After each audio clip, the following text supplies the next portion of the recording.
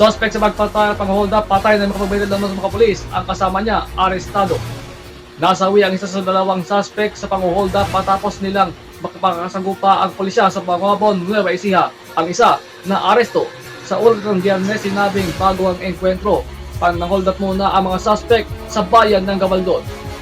Namataan sa police checkpoint ang dalawang hold upper na nakasakay sa motorsiklo at sumibat ng mapansin nila ang mga otoridad. Habang hinahabol sila ng mga pulis, nagpaputok umano ang baril ng ibang suspect at tinamaan sa hita ang isang pulis. Dahil dito, gumanti na rin ng putok ang mga pulis. Nagkasawi ng isang suspect. Nadakip naman ng kasama niya na hindi nagbigay ng pahayag. Na-recover ang baril na ginamit ng mga suspect at ilang gamit na hinihinalang ninakaw nila.